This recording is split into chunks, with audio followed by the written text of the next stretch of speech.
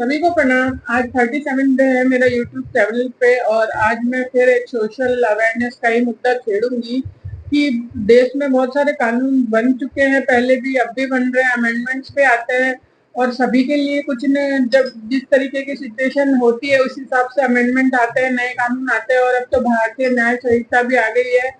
तो ऐसा नहीं है कि कानून में हमारे लिए कुछ नहीं है और कानून इतने मजबूत नहीं है। कानून में काफी कुछ चेंजेस की जरूरत है, पर पूरा कानून बदलने की जरूरत नहीं है। बहुत सारी चीजें ऑलरेडी बाय द टाइम हो चुकी है अमेंड, और उनमें बहुत सारे ऐसे कानून हैं जो हमारी हिफाजत भी करते हैं। पर ऐसा इसलिए होता है क्योंकि जब कोई क्राइम होता है या कुछ किसी लड़की के ऊपर मॉलेस्टेशन होता है या किसी के घर में किसी को परेशानी होती है या कहीं बाहर सोसाइटी में कुछ परेशानी होती है, तो उससे क्या होता है कि वो जो जोश है ना वो लंबा नहीं खिंचता है।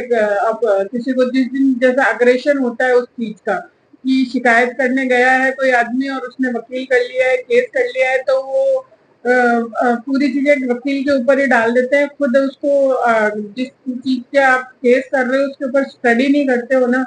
तो ये एक बहुत बड़ा रीजन होता है कि आपका केस बहुत ठंडा पड़ जाता है या उसके रिजल्ट नहीं आता है या बहुत लंबा खिंच जाता है, क्योंकि आप उस पर फोकस ही नहीं कर रहे हो।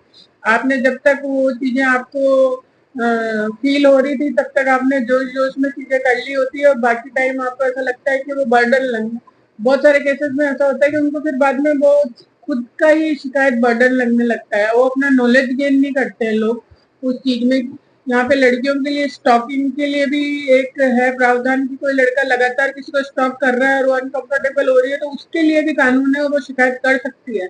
पर ये चीजें इसलिए दबी हुई रह गई है कि क्योंकि कोई शिकायत करता ही नहीं है, तो पुलिस को या न्यायपालिका को इतना ज्यादा उससे अफेक्ट नहीं आ रहा है। तो अगर वाकई में कठोर कानून की व्यवस्था करनी हो तो छोटी छोटी चीजों पे बहुत सारी कंप्लेन होनी चाहिए, लेकिन वो जेन्युइन होनी चाहिए। एक चीज और मुद्दा उठ के आता है कि बहुत सारे कानून जो लड़कियों के लिए औरतों के लिए बने हैं, जैसे 498 का अभी एक हाई कोर्ट ने सुनाया है कि बहुत सारी शिकायतें जो है कि नकली होती है या लड़कियां गुस्से में आके बदला लेने के चक्कर में वो ऐसी इस तरीके की हरकतें कर रही थी पास्ट में।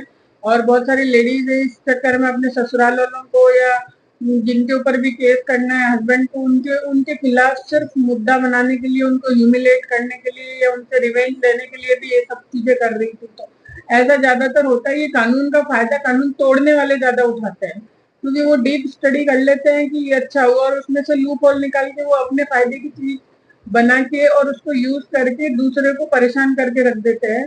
तो अगर जो गुनाहगार नहीं है और वो जिसको सच में कानून का फायदा उठाना है तो वो भी अपनी स्टडी करके, जिस तरीके से लोग गलत फायदा उठाते हैं उस तरीके से उसका सही फायदा भी उठाया जा सकता है।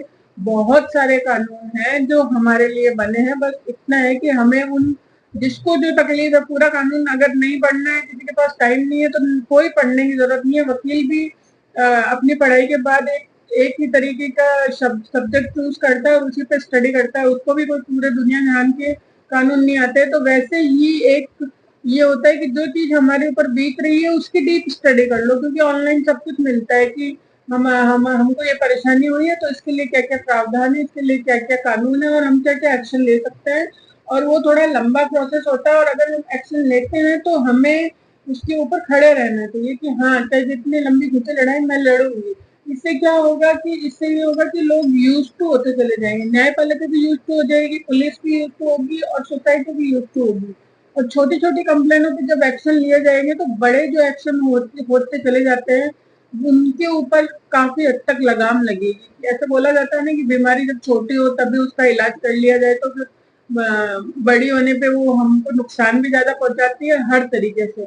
ऐसे ही कानून में जब आपको कोई परेशान कर रहा है तो उसका एक तरीके से एक्शन लेके और उस एक्शन पे टिके रह के आप अपना सॉल्यूशन तुरंत निकलवा दोगे ना, तो बड़ी बड़ी चीजें बहुत हद तक रुक जाएंगी और हमारी सोसाइटी में एक अवेयरनेस का माहौल फैलेगा कि हर किसी को समझ में आता है कि हाँ, इसको कानून का नॉलेज है और अगर हम इसके साथ कुछ करेंगे तो इसका एक्शन तगड़ा होगा।